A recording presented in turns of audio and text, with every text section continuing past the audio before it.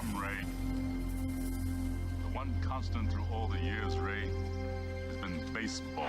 Little roller up along first. Behind the bag. It gets through Buckner. Here comes Knight, and the Mets win. Now the 2-1. Line drive to the just as they score the tying run. Green to the plate. And he is safe. Safe at the plate. The Braves go to the World Series. Had reserved seats somewhere along one of the baselines that sat when they were children and cheered their heroes. Gibson swings and a fly ball to deep right field.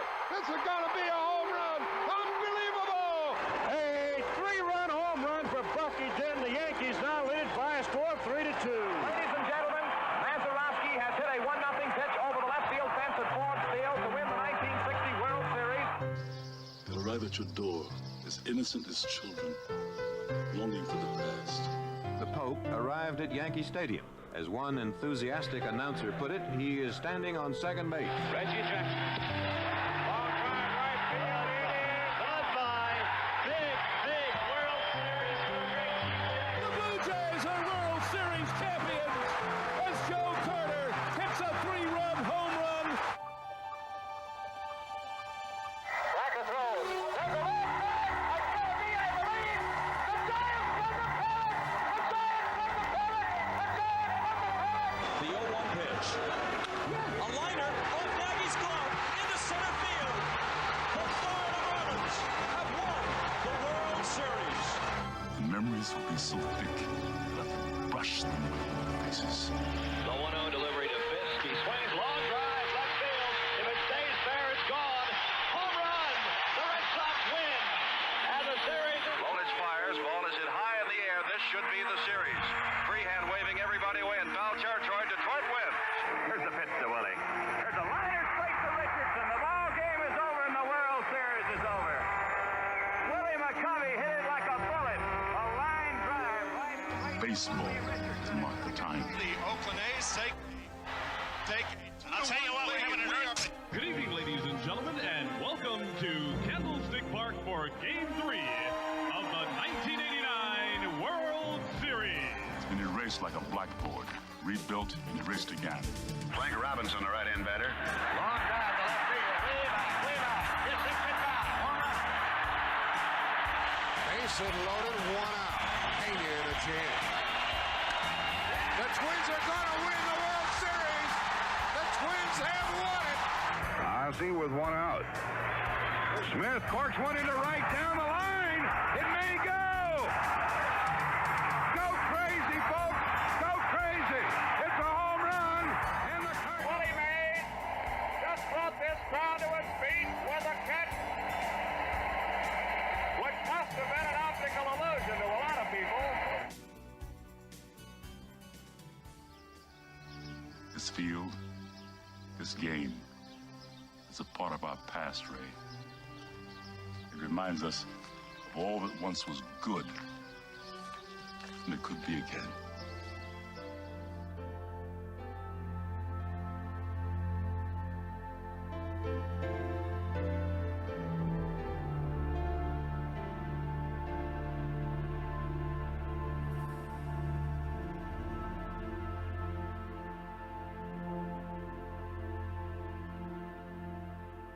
Broadcasted live.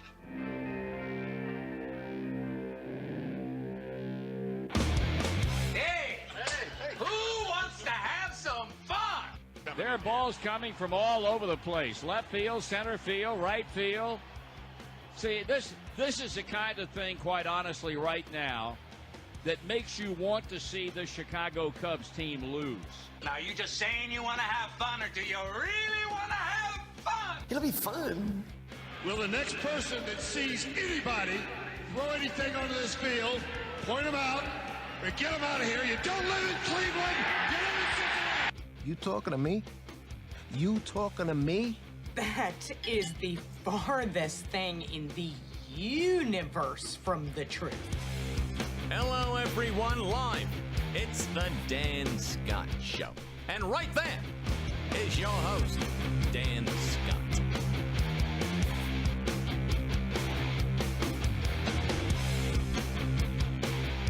All right, good morning, everybody, and welcome to the Tuesday edition of the program. I'm Dan Scott. That is Forrest Stulting. Hope that your morning's off to a great start, and if it is, our promise to you is we're going to try not to mess it up for you. If you got momentum going, we want that momentum to keep going. Keep on chugging. In the right direction. It's another gray overcast day here, although as we look out over the visitor stands at Powellton Stadium towards Paris Mountain, there's one little patch of blue sky. It's coming. Amidst all of the clouds that are here, and after all the storms this weekend and everything else, we're ready for some more sunshine. It's supposed to get up to around 80 degrees again today. Very mid-October. I'll take it, though, Dan. I love me some hot weather. So. Yeah, absolutely. Absolutely. I tell you what, talking about the storms this weekend, my wife and I did some driving around the area of Pickens County, which is not too far from where we live in Pickens County, where all the tornadoes hit. And it's just amazing what we saw in just a flash, how people's lives changed, and devastation, how in one stretch you could clearly see where the tornado cut a clear path through the tree line right beside the road. Wow. It was awe-inspiring, but not in a good way. Sure. You know what I mean? It wakes you up a little bit. Yeah, it does. You know. And to see giant trees pulled up by the roots or snapped in half, damage done to houses, and thankfully it was a minimal number, but for those few people who had the damage done, their lives and worlds have been turned upside down. Mother Nature is very powerful, Dan. It was a sight to see, and just made me all the more thankful that all we had to deal with was the power being out for a couple of hours. So when you have the ability to put some things into perspective like that, it tends to provide a little bit of a boost toward your day. Absolutely. And having said that, I want to start the show by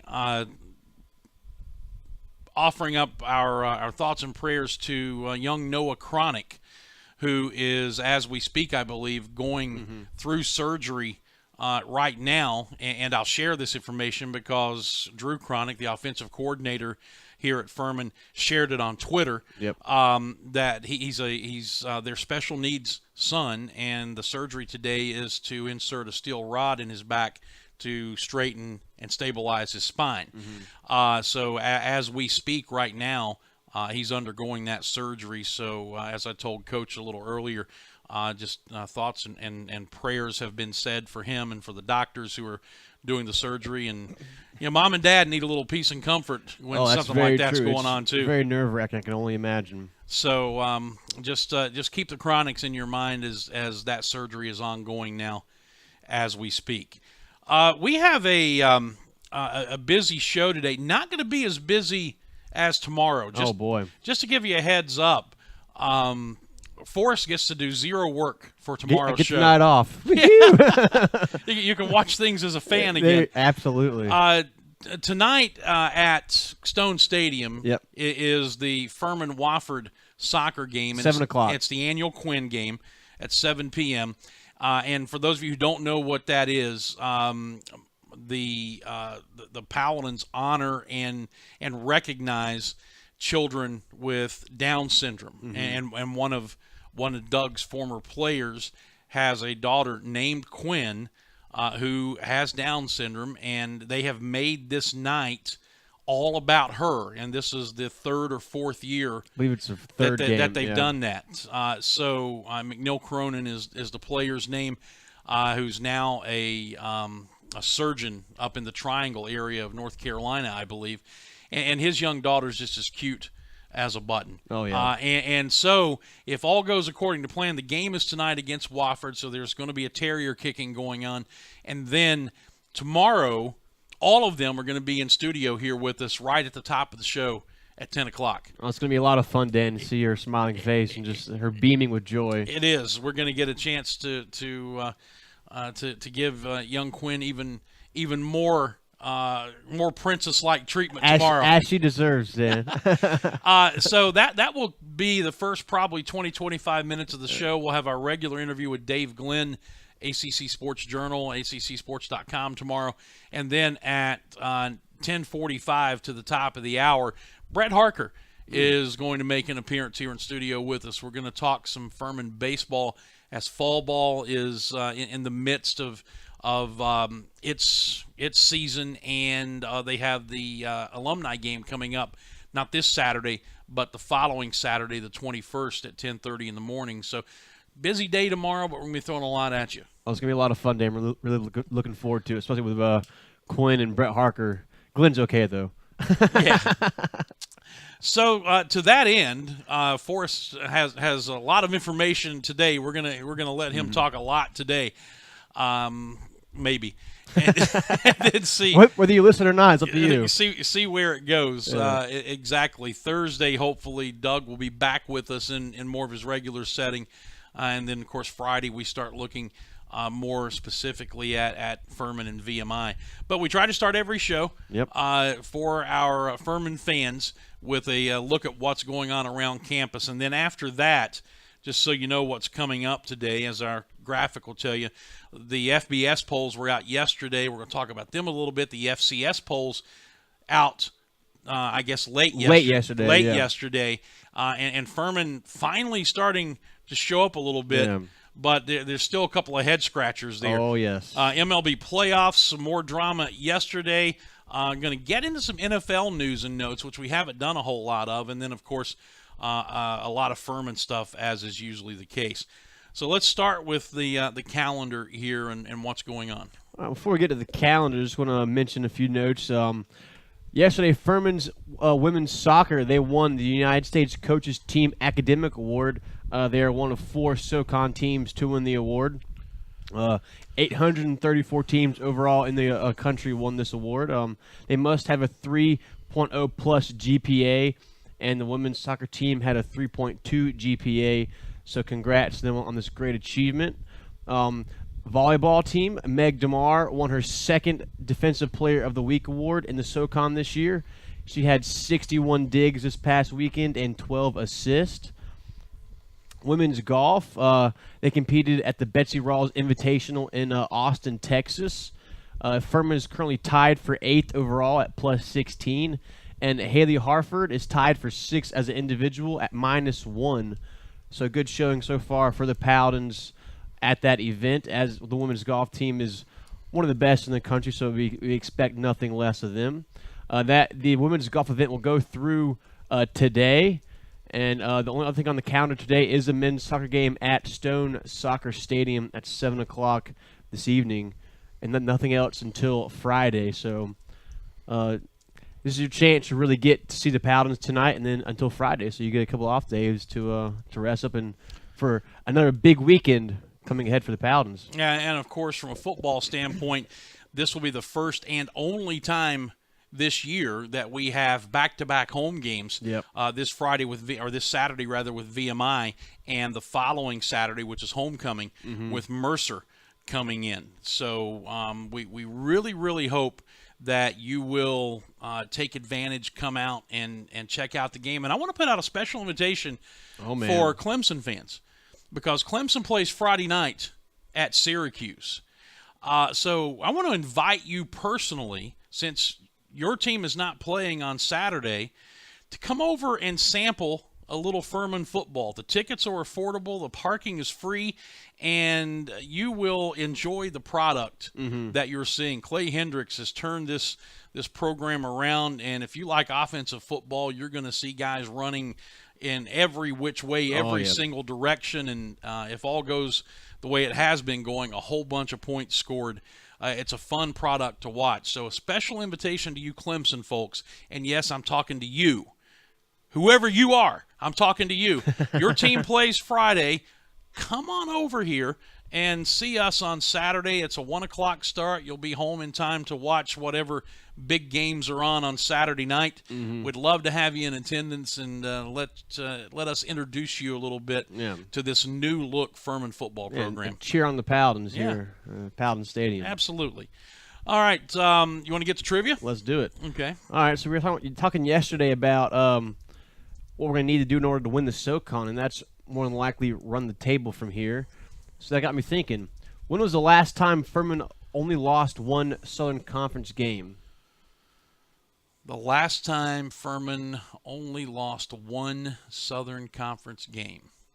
It's not been in my tenure here, so it's before 2011. That much I know. You're on the right track. I have to be, because I know it's not. I started in 2011, so it hasn't happened then. Since then.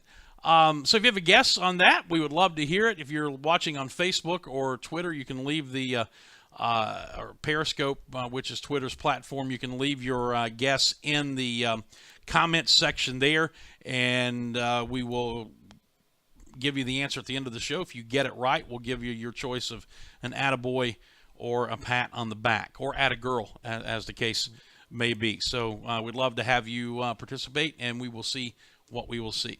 All right, let's take a break. We'll come back from that break. We will take a look at the FBS and FCS polls, see what is trending, who is trending, in what directions, and a little curious action in the FCS poll where Furman and one of its previous opponents are concerned. We'll talk about that and much more. Today's show, as always, though, is brought to you by our friends at the Atlanta Bread Company, located in Cherrydale Plaza, right just a couple of miles here from campus. Great people, great food. Thank them for their continued support of this program and giving us a foundation to build on as we continue to work to build this program.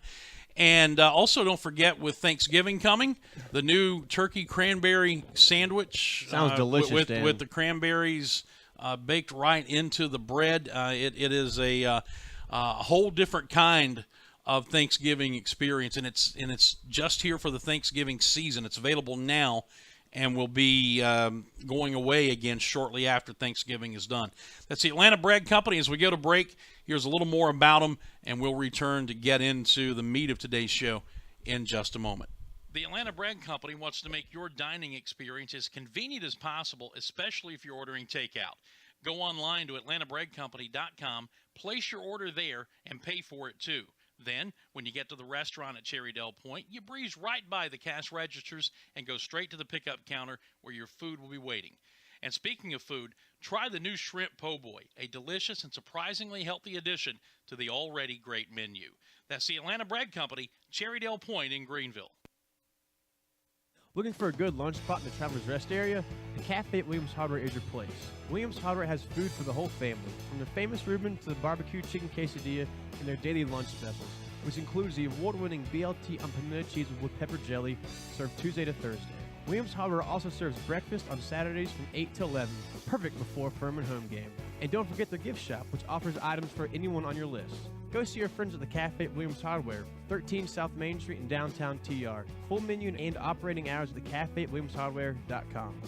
So you've got a busted phone or tablet screen. Time to get a new device? Nope. Time to give it CPR. CPR Cell Phone Repair at Cherrydale can repair almost any phone or tablet screen on the market and usually can do it same day. In fact, if you have an iPhone, the fix usually takes less than an hour. CPR Cell Phone Repair also can fix computers and gaming systems, both screens and hard drives. And they sell refurbished devices and new accessories. Stop by and see the new owner, Janet Culver, today, and check them out on Facebook. That's CPR Cell Phone Repair at Cherrydale, 864-282-9097. Give it CPR today.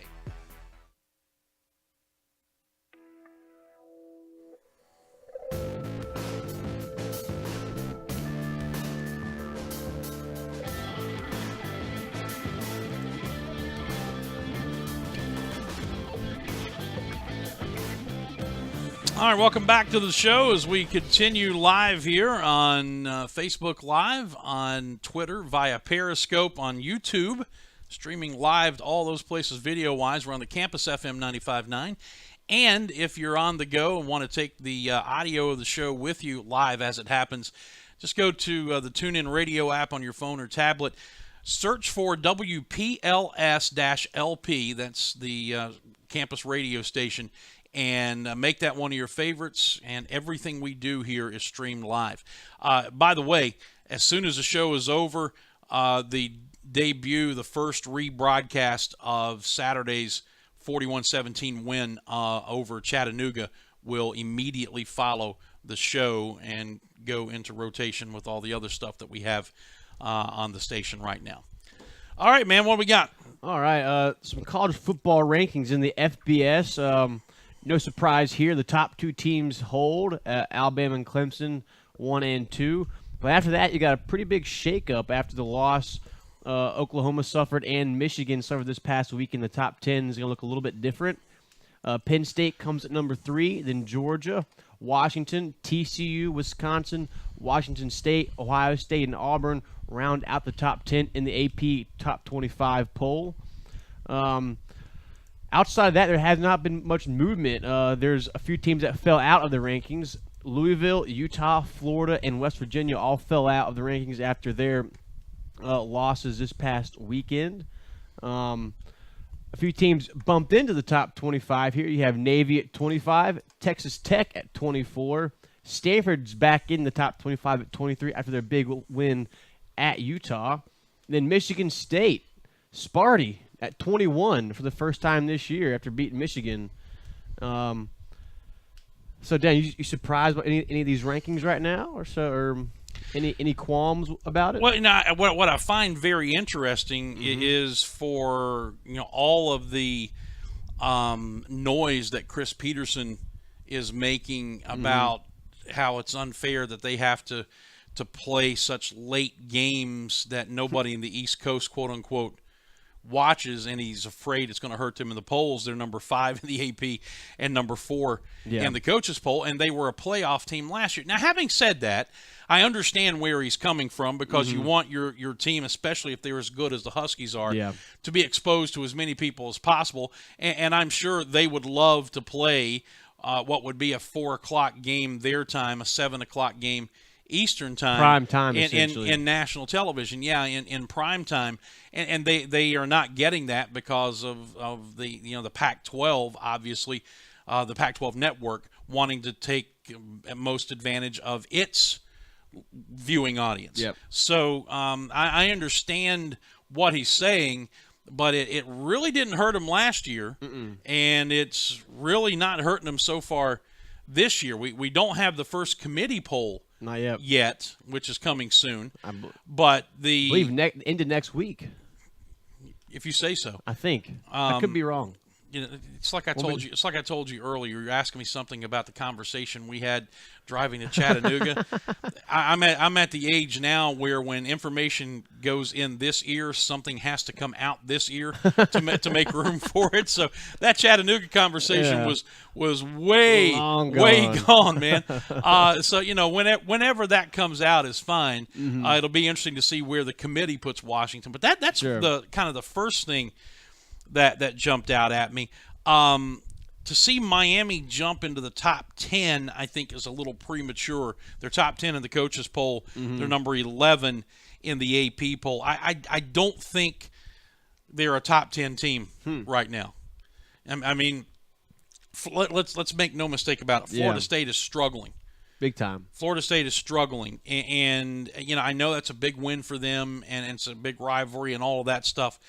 But I just don't think they have had what you would call a great win yet. They had a good road win at Duke, and 6-7 years ago, who thought we'd be saying that? Yeah. And a good win over Florida State in Tallahassee, but it wasn't a great win. Yep, I completely agree. So with that. I think maybe them being in the top 10 is a little bit premature.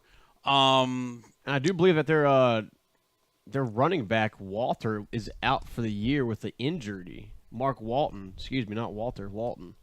So that could throw another damper into their national title hopes.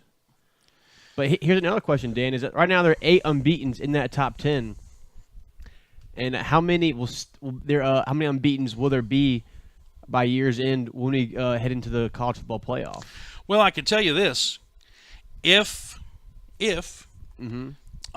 Georgia and Alabama stay unbeaten to the SEC championship game, one of them will go. Yep. If Wisconsin and Penn State stay unbeaten to the championship game, are they in different divisions? They are. I believe they are. One of them will go. So we're down to 6. Yep. At the very least, there is. Then you have Washington State and Washington. They'll play each other this year. Yeah. So one of them will go. There's nobody else in the Big 12 that is unbeaten right now.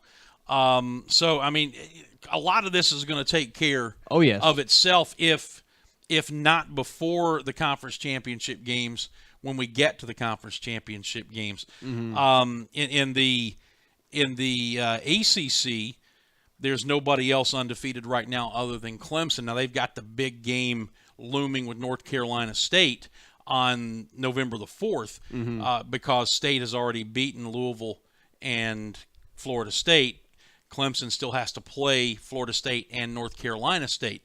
But right now, unless something just totally out of whack would happen, you know, all of a sudden you're pointing to that November 4th game between NC State and Clemson as the game to decide the Atlantic Division champion. And probably the de facto ACC championship game as well.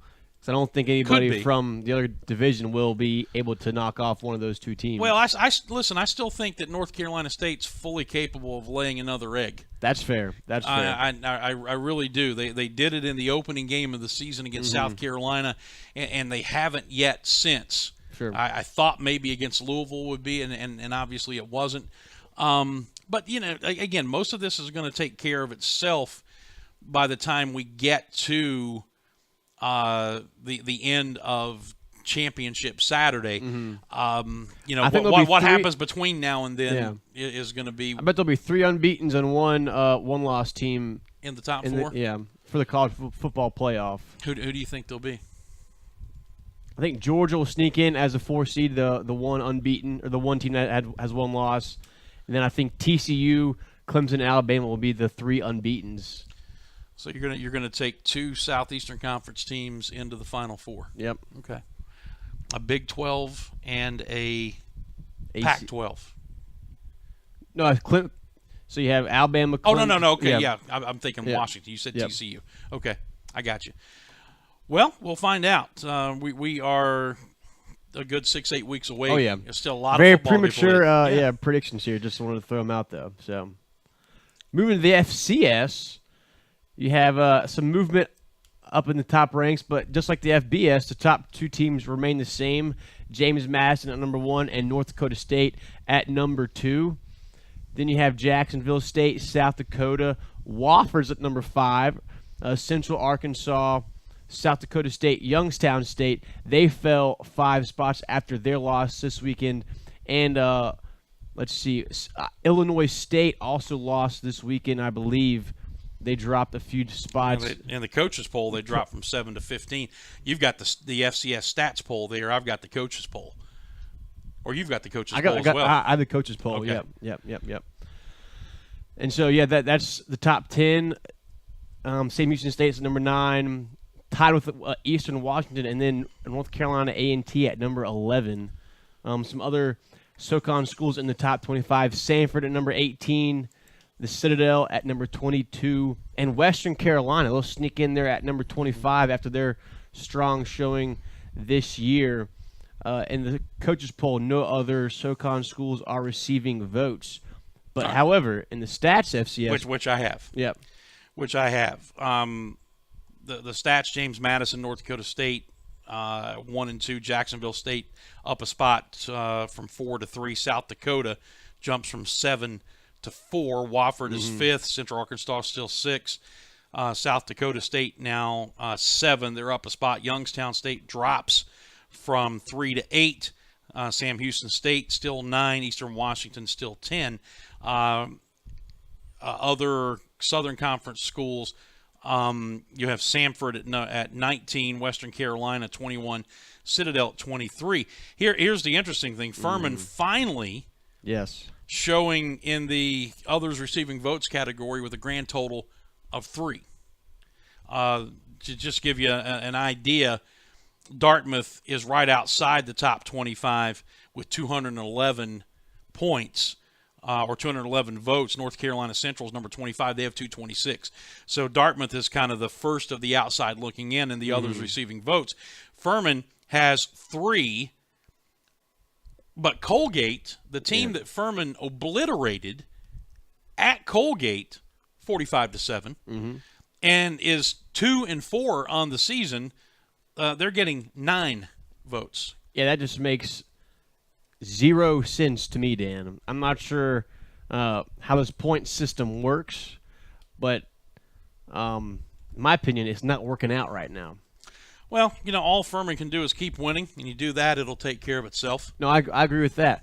But if you're not weighing teams that are getting the votes against who they played against, that's just lack of doing your homework. Well, I would say. and one of the unmistakable truths about college football polls, college basketball polls, is if you start high, it's hard to fall out. And if you don't start in the poll, it's hard to move in and move up. And that's what Furman's dealing with. I mean, Furman was 3-8 last year. Yeah. And so there was zero expectation coming in, and we lose our first 3 games this year. If people were paying attention, losing on the last play of the game to Wofford, losing on the last play of the game to Elon, and then the North Carolina State loss is not supposed to count when people are taking those into consideration and doing the voting. So really, you consider those 2 losses. From an FCS standpoint, we're sitting here at 3-2 now. Yep. So just we'll get there. Keep winning. Yeah, we'll get there. Win this week, beat Mercer next week, and set up the final 3 weeks of the season, and let's see what happens. Yeah, and Mercer is receiving 7 points, so 4 ahead of Furman in those FCS stats. Charleston Southern receiving 18, just to kind of look at what else is going on around the state or the region, and really that's it. Yep. Last year, Furman opponent Kennesaw State's receiving 16 votes. In case anybody's interested, probably not. But how about Montana? Yeah, jumping into to the poll for the first time this year at 4-2. Grizzlies. Yeah. And they're a team that's usually starting off near the top 10 or so. Yeah. And now they're just into the poll at number 24 for the first time. I'm wondering if the Dakotas have stolen some of the Montana's big name players of the past few years. Well, they've stolen a lot. They've won some championships. At least North Dakota State has, to be sure. Anything else on the polls? That's all I got. Okay. Let's take a break. Okay. And then we've got baseball and NFL and who knows what else when we come back. But first, before we head out to the break, I want to remind you about CPR cell phone repair located in Cherrydale Plaza. You can see the phone number there, 282-9097. You got a cracked phone screen, they can take care of it for you. If it's an iPhone, they can get it done in an hour or less. They got mine done in about 30 minutes. They can do any kind of phone that you have, usually same day. New owner is Janet Culver, and she's got stores also in Columbia and Spartanburg. But go see her here in Cherrydale if you're in the area, and please tell them that you heard about them here on the show. That's CPR Cell Phone Repair, Cherrydale Plaza here in Greenville. We'll come back. We will talk some Major League Baseball playoffs up next as the Dan Scott Show continues in just a moment. Stuck in a state of falling behind? Struggling to keep up with your kids, finances, insurance? Then let State Farm agent Steve Borkland in Travelers Rest help you simplify and get to a better state. Because with Steve handling your auto, home, and life insurance, you'll have more time for everything else. More money, too, because adding State Farm policies could mean earning discounts worth up to 40%. That's money Steve can help you put towards a college savings plan. Call State Farm agent Steve Borkland today and get to a better state with State Farm.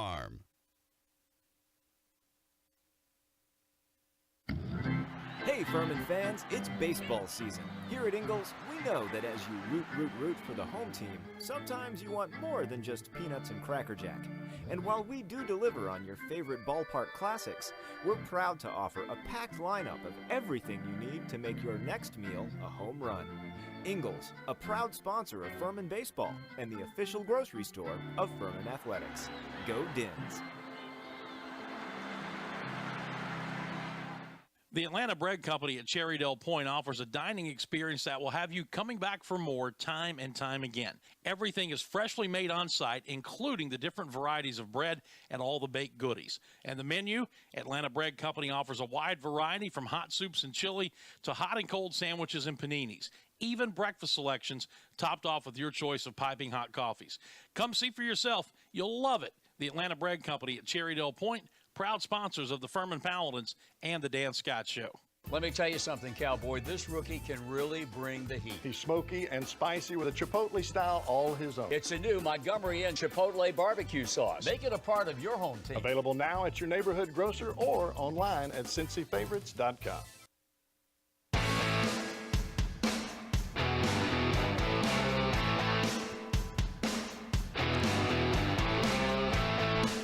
I love Scott Keeler's comment in our Facebook Live section. He says, so after losing to Furman, Colgate got 3 votes. They beat Cornell 1-3 the next week and got 6 votes.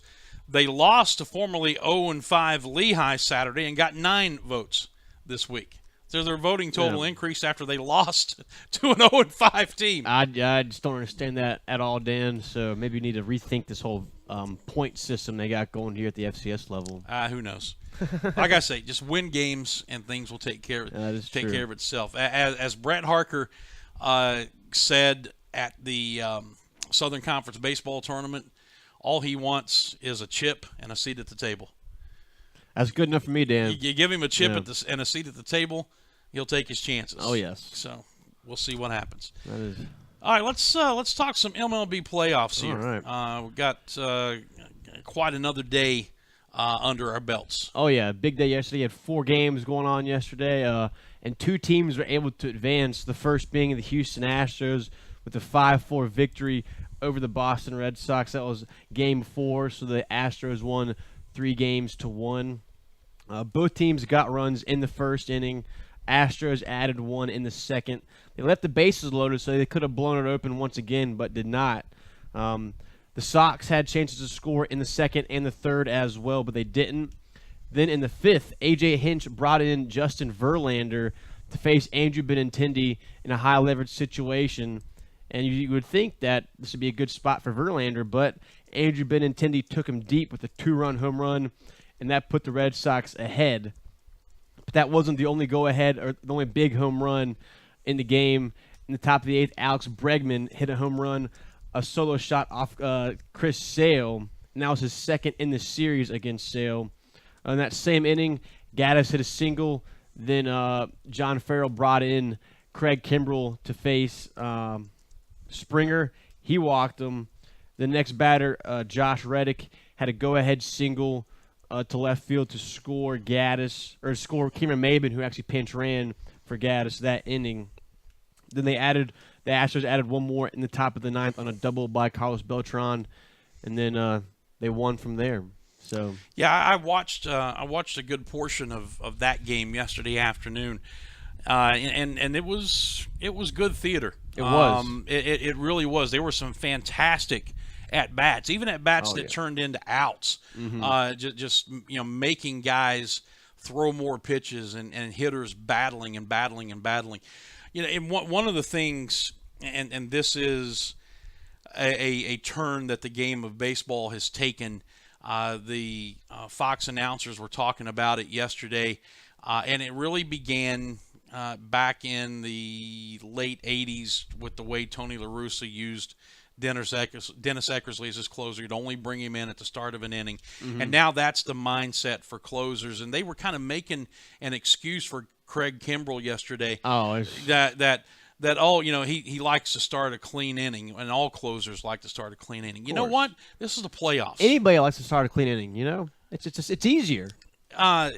you're the closer. You get and Kimbrel, from what I saw, didn't complain. No. But the announcers were. It was almost like they were making excuses for the fact that he was struggling when they brought him in. And I'm sitting here thinking to myself, this is the game of baseball. This is postseason baseball. You're in an elimination game. You can't wait until the 9th inning to bring in your closer if you need to get outs in the 8th inning to keep the game close. Yeah. I heard that and I thought, man, how the game has changed. When even in the postseason, you've got guys seemingly making excuses for guys because they didn't start a clean inning and they're the closer. But I've seen Craig Kimbrel come in numerous times this year, not in the start of the clean inning to finish off, then get the save and to not let the opposing team score some runs, tie the game, or take the lead. Mm-hmm. So I think these announcers, they were just uneducated, essentially. They just didn't know what they were talking about with Craig Kimbrel specifically. Well, but you'd figure David Cohn played a long time. I love David Cohn. He's a Yankees announcer for most of the year, and I listened to him for the majority of this year, but I don't think he knew the situation with Craig Kimbrel, essentially. But what I'm saying is David Cohn kind of spanned – he was around long enough to span a little bit of kind of both generations of how the closer was used. And I would think that for somebody who played as long as he did and who understands what it takes to win in the postseason, because he's got a few World Series rings. He does. I would think that he, especially among the people who were on that crew, would have understood that you got to bring him in whenever you have to bring him in. And if he does what he normally does, whether there's guys on base or not, he's usually better than everybody that he faces over the course of 162 games. Yeah. His batting average against will represent that. But like I say, this is postseason baseball. Everything is heightened. The pressure's heightened.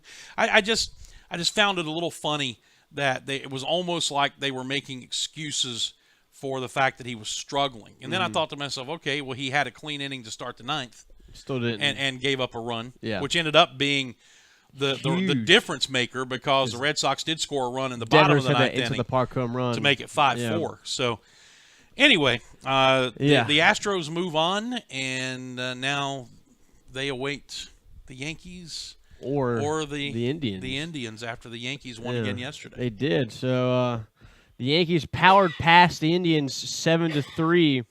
The Yankees had 6 unearned runs on 4 errors, only 3 provided runs, though. The 4th error was late in the game that did not score a run. They scored 4 in the 2nd, 1 in the 3rd, and 1 in the 5th. The first error was a pretty tough one. It was a line drive shot off the leg of the third baseman. It was right at him. Should have caught the ball, but just a really tough error. And the second one was a really bad throw, and the third one was a really bad throw, too, to produce those runs. Severino, the Yankees starting pitcher, was brilliant. 7 innings pitched, 4 hits, 3 earned runs, 9 Ks. He established his fastball very early. They were late on that. Then his backdoor slider to lefties was great.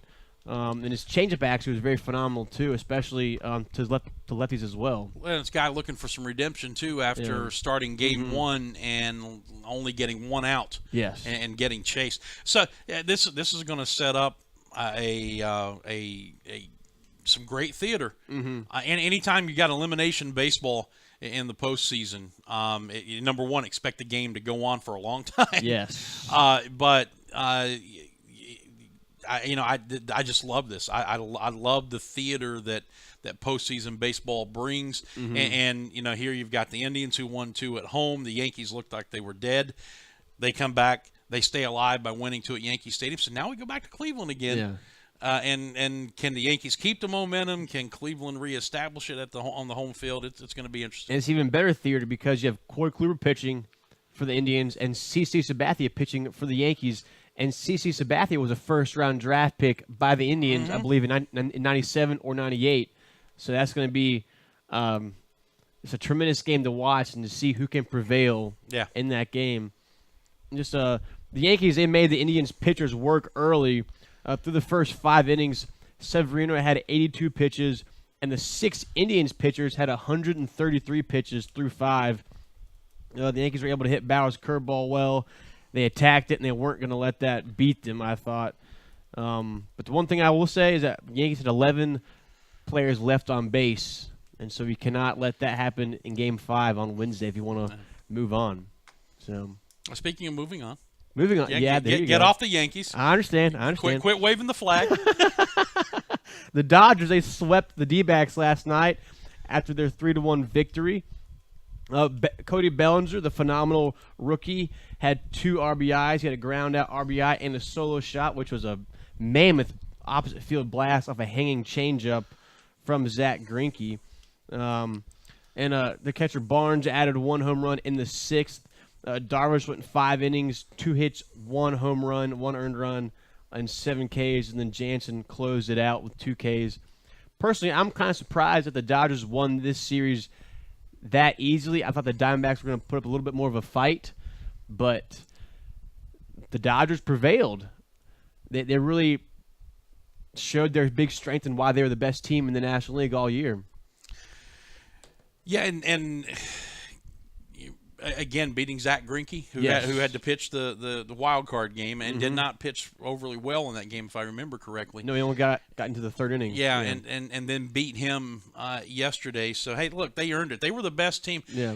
And they did have the one major skid late in the regular season, but they were the best team in baseball largely all year long, and it looks like they've got the ship right, and now they're just awaiting either the Cubs or the Washington Nationals, and the Cubs, of course, go up 2-1 yesterday. They did, yeah.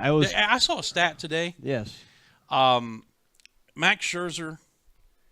Oh, yeah. And Steven Strasburg and Jordan Zimmerman are it's like their collective ERA in the postseason is 2-point-something. Yeah, you saw the same thing I did.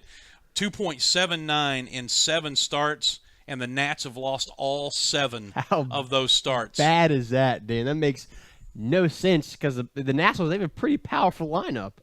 So you'd think that they were able to put some runs up for those guys, but that kind of continued yesterday. The Cubs, they stole a 2-1 victory in Chicago. The Nats lose another game in which their pitcher had a no-no fairly deep, and Scherzer had one through the 6th inning last night. The Nats had plenty of chances to score. The Cubs committed 2 errors in the top of the 3rd and 2 errors in the top of the 6th.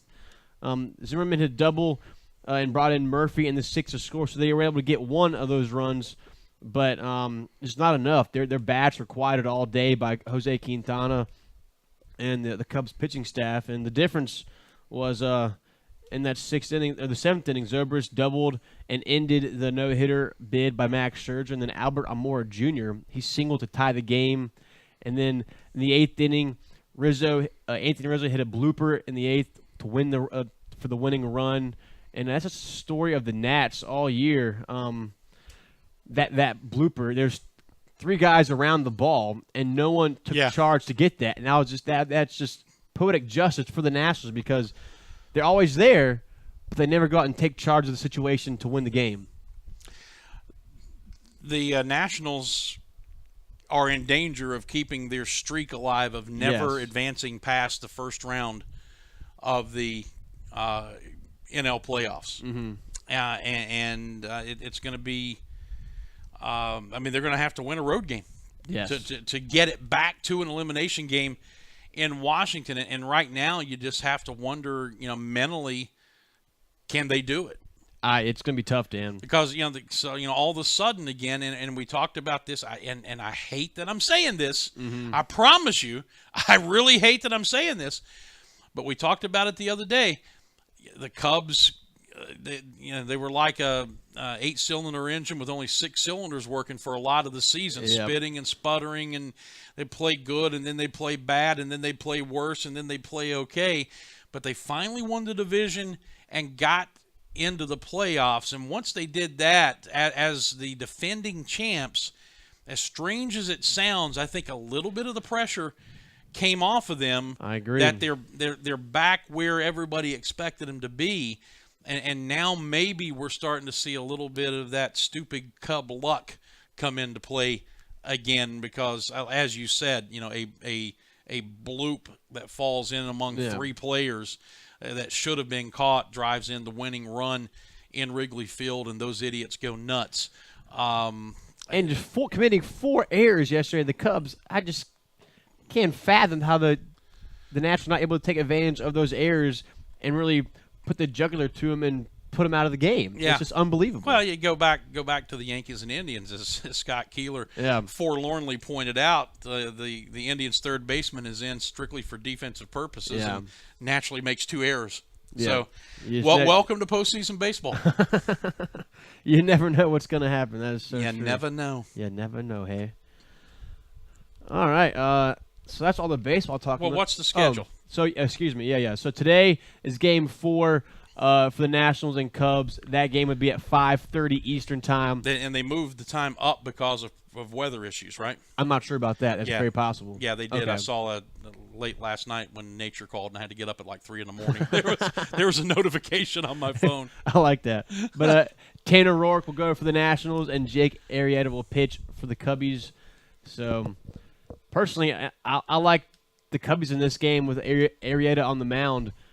He's come back solid, and I think he's got he needs to improve himself here because he has kind of been sputtering a little bit this past year, a little bit. So I think he'll be coming out firing on all cylinders. And came into the playoffs nursing a bit of a hamstring issue. Yeah. So, and then the Yankees-Indians Game 5 will be tomorrow night at 7 o'clock, I do believe. That'll be fun.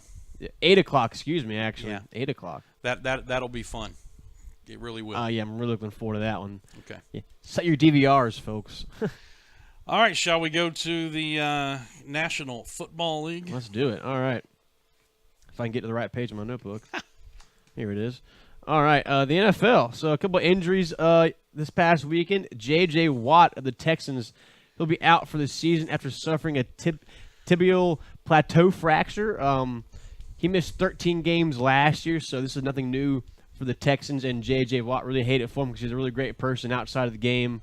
But and a dominant person inside the game. Oh, there's no doubt about that. Well, and you know what lets you know all you need to know about J.J. Watt?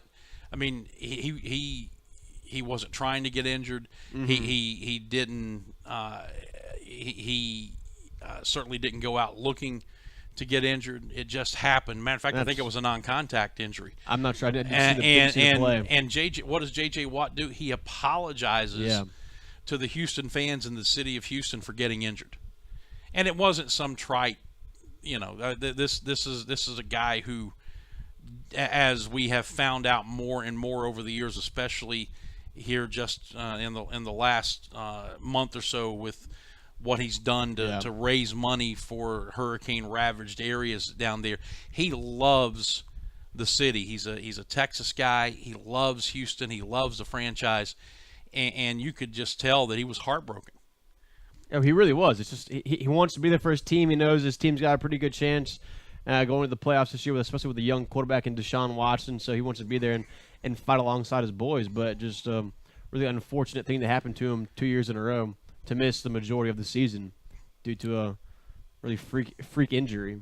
Well, this is going to be an opportunity for Jadeveon Clowney. It is to start earning all those big bucks that they're paying him. Of course, he was injured and when he first came on and everything else, but he's really going to have to step up his game now because he is supposed to be that elite franchise type guy.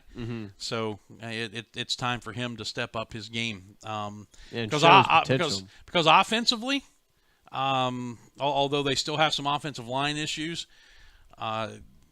It looks like Deshaun Watson is the answer that they've been looking for at the quarterback spot. And I referenced this early yesterday, and we didn't get to it. I was going to say it, But Deshaun Watson is the luckiest man in all of sports, no matter college, high school, professional, football, baseball, basketball. Why is that, Tim? Because the Cleveland Browns did not draft him when they had the opportunity to.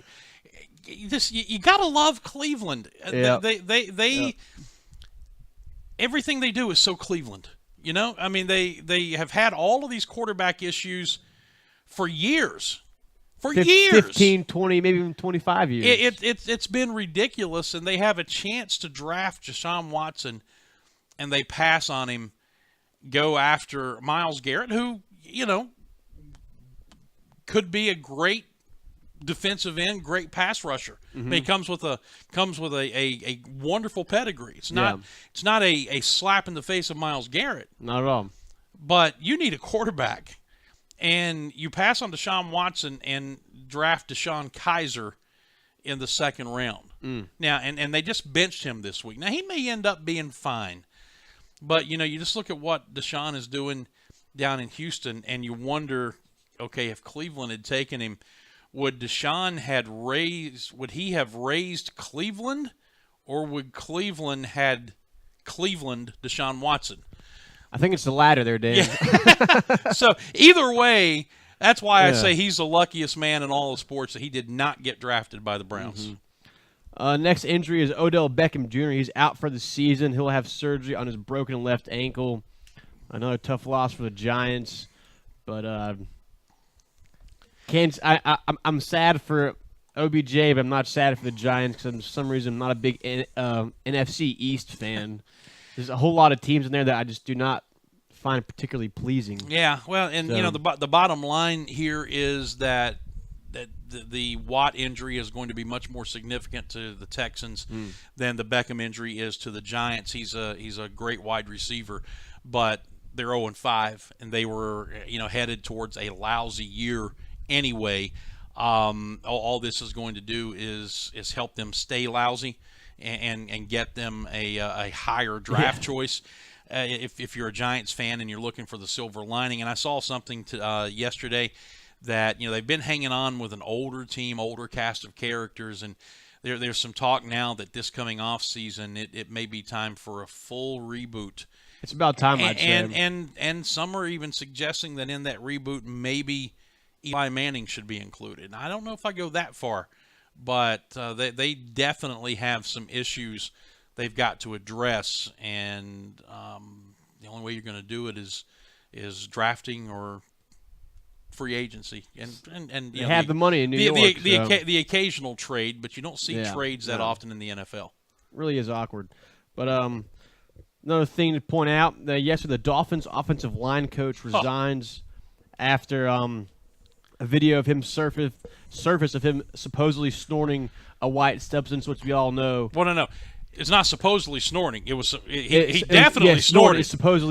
Supposedly cocaine. Yeah, but he definitely whatever it was, he definitely snorted it. Yeah, and the video was just completely vulgar. If you just watch that thing from end to end, it's just one bad thing after the next. And I think the worst part about this, Dan, is that he videoed himself. Yeah, he did this to himself, and I just don't understand. One, why are you doing that on camera, first of all? Two, why are you doing that in the first place? And three, why are you doing that at a Dolphins facility right before a meeting? I just can't understand any of this at all, Dan. I'm shocked. I mean, there are so many different ways to go. The Rolodex of comments is just flowing. The bottom line is the. I'm tempted to say he's an idiot, which he is. I'm tempted to say all these things, but obviously we're talking about a guy here who needs some help. No doubt. He's got a problem. He obviously is heading down a path that can only lead to destruction. And if you're Joe average citizen, much less a high profile athlete or coach, you have to worry about people taking cell phone videos of you when you're out and you don't know it already. Why in the world would you video yourself doing something like that and send it to somebody else, especially a dancer? Yeah. It's unbelievable. Huge lack of judgment. Of course, I guess if he had great judgment, he wouldn't be snorting stuff up his nose with a $20 bill rolled up anyway. So, that is very true. He had to resign. Yes. He had no choice but to do so, and this is just. Were you surprised that he wasn't fired before he resigned? I think he probably knew what was coming, and they may have given him the choice. You can resign or you can be fired. Were you surprised by that? They just didn't fire him outright? I guess giving him some dignity to walk away himself is a good thing. Yeah, probably it's what they did. I mean, there's no choice. There's no question he was going to be gone. Absolutely. Yeah. And they had called. There was a 3:00 press conference with the head coach that was coming up anyway. And he looked like had a migraine during that one. Would you think? Because then at that press conference, if somebody asks a question about your line, well, then now you got to think, which line is he talking about? It gives it a whole new meaning. You having line problems? Well, yes, we are in more ways than one. I had not thought about that. Apparently. Touche, Dan. Oh man, touche. Moving right along. Yep. All right. Yesterday, Y.A. Tittle died. He's one of the original gunslingers in the NFL. I was not aware of who he was until he died yesterday, so I'll let Dan talk about him for a few minutes. Yeah, Y.A. Tittle was most notably the quarterback of the New York Giants back in the 50s. I think he also spent some time in San Francisco. But when pro football was kind of starting to come into its glamour area, he was one of the guys playing in New York at the time. If I'm not mistaken, that Frank Gifford was there, and some of those other Giants on that team. And of course, they would have a lot of battles as it would turn out. The Giants and the Colts, and then the Packers would come on, and with Vince Lombardi. But Y.A. Tittle was one of the all-time greats in the NFL, and sad to hear that he passed away. 90 years old, though, lived a very long, happy life. Yep. Or at least a long life. I'm assuming he was happy. Yeah, I saw that one picture of him, this famous picture of him kneeling on the ground with some blood coming out of his head. That, to me, just shows the true warrior that he was on the field. Oh, that's old-time NFL, man. It really is. On this date, here we go. In 1923, it was Game 1 of the World Series, and it was the first World Series on a national radio network. So a big day for radio on that day. The following year, 1924, the Washington Senators win their only World Series. They defeat the Giants. 1937, Lefty Gomez wins his 5th World Series game. That's a record without a loss. 1945, the Cubs lose Game 7 of the World Series. That's their last one of the 20th century, and the last one until they won it last year in 2016. 1951, you're going to get a kick out of this, Dan. The Yankees win their 3rd straight World Series for the 2nd time.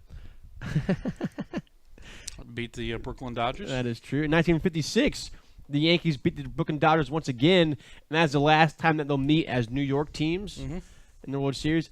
In 1999, the Red Sox scored 23 runs. That's a postseason record against the Indians, 23-7. Sorry, Scott Keeler. And in 2015, the infamous Chase Utley slide, the Mets versus the Nationals here. He breaks Ruben Tejada's leg, and he gets a 2-game suspension, and he changed the rule, the Chase Utley rule, and how players can slide into the second base, essentially. And so, thanks, Chase Utley. I still think that was a bogus scenario. There's nothing wrong with going hard into the second base bag and trying to break up a double play, especially in the postseason. I understand that, but when you slide at a player's knees like he did and not at the bag, that's where I had the problem. And I understand it was much different back in the 70s and 80s. I've seen some pretty rough slides from footage from that year. They're showing examples of that. But my goodness, man, I just don't know. I'd rather see players play the game than see players get taken out like that. Well, I mean, my injured for so long. My response to that would be if you're Tejada, you've got to be in a position where if he does hit you, that your legs. That's fair. Your leg's not going to buckle. And so I mean, I think it's. I think it was a knee-jerk reaction, no pun intended. Sure. It was a knee-jerk reaction to a play, and because it happened in the postseason, it got a lot more attention than it would have if it was part of a 162-game schedule. So I just didn't think there was a whole lot wrong with what I really did. So you're against the rule change that they made in 2015? What, that you have to slide into the bag? At the bag, yeah. Yeah, I mean, I thought the rule – and again, It comes down to what are the umpires going to enforce. Mhm. But as long as you could touch the bag, Yeah. which was the previous rule. Yeah. Now, if he had gone so far out that he couldn't reach back and touch the bag, then obviously, yeah, that would be an issue. But I didn't have a problem with the old rule. Well, I think the rule is still you can slide to left and to right as long as you can touch the bag, but you can't slide past the bag into the defender. Well, that's yeah. But if it had happened in the course of one of the 162 regular season games, it wouldn't have been an issue. I agree with that. All right. What else you got? That's all I got. Trivia question? Yeah, trivia question and answer. Question. The topic is Furman football. When was the last time Furman only lost one SoCon game? I think the only guess I saw on the Facebook live feed was 2004. They're close. Not quite, though. It was 2006. The Paladins went 8-4 overall and 6-1 in the SoCon. They lost North Carolina by 3, Coastal Carolina by 2, then App State 40-7. Then in the first round of the playoffs, they lost to Montana State 31-13. So okay, there you go. Up and down year for the Paladins that year, even though they went 8-4. 2006. There's your answer. Well, that's going to do it for the day. We appreciate you joining us. Thank you for your time. We'll be back tomorrow, and again, tomorrow is going to be jam-packed. We're going to have so much fun at the top of the show with Doug Allison, the men's soccer coach, and McNeil Cronin and his young daughter, Quinn. Tonight is the Quinn game for those of you, again, who are looking for something to do. Stone Stadium here at Furman and Wofford Soccer, and they are honoring Quinn and bringing attention to Down syndrome. Well, she is going to be, if all goes well, she and McNeil and Doug will all be in studio with us at the top of the show tomorrow, and then Dave Glenn in the middle, Brett Harker in studio to close it out. So a busy day tomorrow. It's going to be a lot of fun, Dan. Looking forward to it. All right, that'll do it for us. Stay tuned for those of you who are listening or want to on the Campus FM and on the TuneIn Radio app for the Campus FM, WPLS-LP. As soon as the show is done, it's the replay, the first replay of Saturday's win over Chattanooga, 41-17. Until tomorrow morning, for Forrest, I'm Dan, saying God bless you and so long, everybody.